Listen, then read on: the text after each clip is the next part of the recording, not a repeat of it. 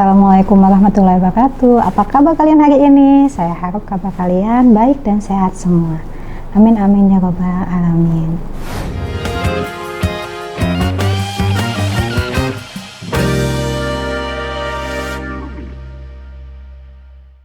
Oke, apakah kalian masih ingat dengan materi sebelumnya mengenai pengertian psikologi? Ayo, siapa yang ingat? Apa yang dimaksud dengan psikologi? Siapa yang tahu dan masih ingat? Baik, psikologi itu adalah ilmu yang mempelajari tentang perilaku manusia, di mana ia terbagi dari dua kata, yaitu logos dan psikis. Yaitu logos artinya ilmu, sedangkan psikis artinya jiwa. Mengapa tidak ilmu jiwa? Pengertian dari psikologi. Pengertian itu tidak salah, hanya saja siapa yang tahu letak jiwa? Nah, nggak ada yang tahu kan letak jiwa itu? Oke, tidak ada yang bisa menjawab, bukan? Oleh karena itu, jiwa itu artinya diarahkan kepada tingkah laku atau perilaku yang nampak. Contohnya, ketika orang yang matanya melotot bisa dipersepsikan bahwa ia akan marah. Nah, paham mahasiswaku yang berbahagia? Oke, baik mahasiswaku, sekarang kita masuk kepada materi intinya ya. Ibu akan menyampaikan materi yang berjudul tentang psikologi sebagai ilmu pengetahuan dan upaya manusia. Seperti yang sudah Ibu jelaskan di awal, bahwa psikologi dapat didefinisikan sebagai ilmu pengetahuan yang mempelajari perilaku dan proses mental.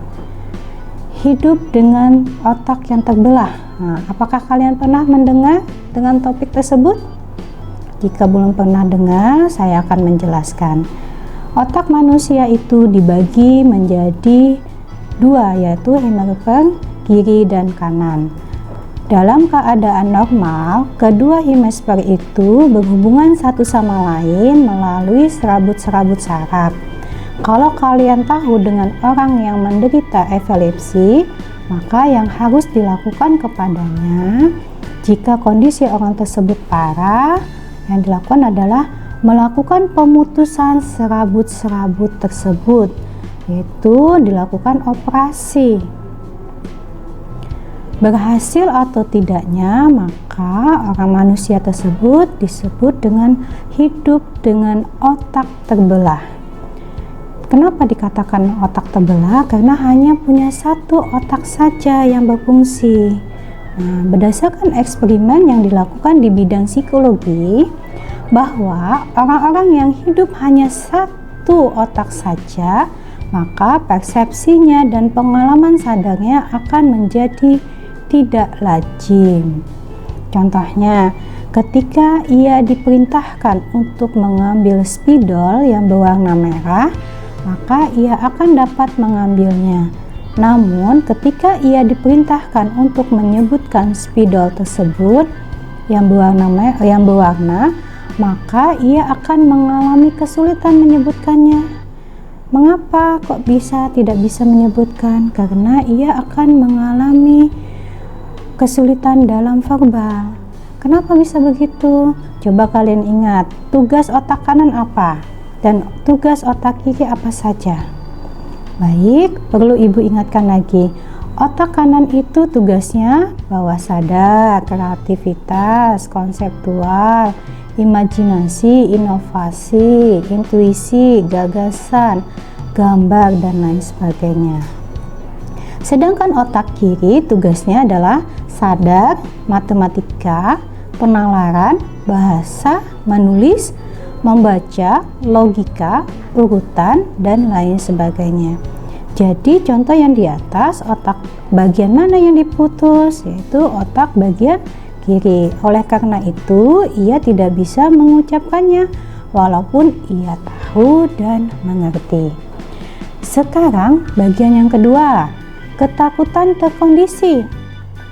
Banyak yang merasakan takut yang dialami oleh manusia, mungkin karena adanya proses yang dipelajari dengan cara tertentu, terutama pada masa anak-anak dini.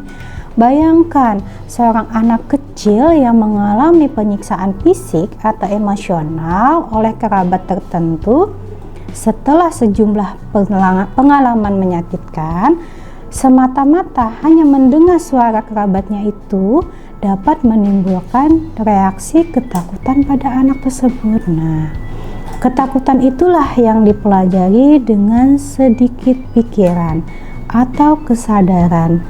Sulit untuk dilawan dengan penenangan verbal, tetapi rasa takut dapat dikurangi dengan suatu bentuk terapi yang didasarkan pada prinsip pengkondisian atau pembiasaan. Yang ketiga adalah amnesia masa anak-anak. Sekarang ibu mau tanya kepada kalian, siapa yang masih ingat peristiwa usia 0 bulan sampai 3 tahun? Kalau ada yang ingat, luar biasa kalian. Kita ingat karena adanya proses diingatkan oleh orang di sekitar kita. Tapi tidak ada yang bisa mengingat sendiri peristiwa di masa usia 0 sampai 3 tahun. Itu dikarenakan banyaknya tahap perkembangan yang harus ia lewati, sehingga ia sulit untuk mengingat apa saja yang dilakukan di saat itu. Ini yang disampaikan oleh Sigmund Freud, sehingga sangat sedikit sekali akan meninggalkan jejak di masa itu. Yang keempat adalah obesitas. Kita semua tahu bahwa obesitas itu sangatlah berbahaya, sehingga akan menyebabkan meningkatnya insidensi diabetes, tekanan darah tinggi, dan penyakit jantung. Oleh karena itu, baik ibu maupun kalian, jagalah baik-baik berat badan kalian, jangan sampai obesitas, dan jangan juga sampai kekurusan seperti anoreksia. Nah, anoreksia yaitu orang yang suka membatasi makanannya, kadang-kadang sampai menimbulkan kelaparan bagi dirinya sendiri, dan bisa juga menimbulkan kematian. Coba kalian perhatikan, apakah ada orang yang mati karena kekenyangan? Nah, jarang ada kan? Nah, tapi orang mati karena kelaparan yang banyak. Bisa jadi karena tersebut di atas, tapi bisa jadi karena kehidupan dia sendiri. Yang kelima yaitu ekspresi agresi.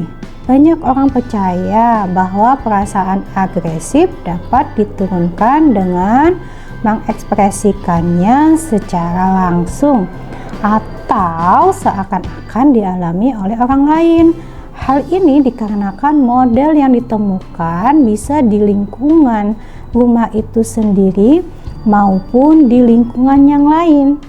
Nah, itulah materi yang ibu sampaikan dari yang pertama sampai yang kelima. Nah, apakah kalian ada pertanyaan untuk materi yang ibu sampaikan tadi? Ingat, jangan sampai ketika kalian menghadapi ujian akan mengalami kesulitan. Apalagi ketika ditanya di masyarakat, kalian tidak bisa menjawab. Oke, bagaimana mahasiswaku, anak-anakku? Apa ada pertanyaan? Oke, kalau tidak ada pertanyaan, baiklah. Saya akhiri perkuliahan hari ini. Terima kasih atas perhatian kalian. Semoga kalian dalam keadaan sehat walafiat. Ingat, karena ini masa pandemi, kalian harus selalu menggunakan masker ketika keluar ruangan, cuci tangan sebelum dan sesudah kegiatan, jaga jarak ketika kalian bertemu orang banyak, dan jangan lupa jaga kesehatan kalian. Sampai jumpa di hari waktu. Terima kasih. Assalamualaikum warahmatullahi wabarakatuh.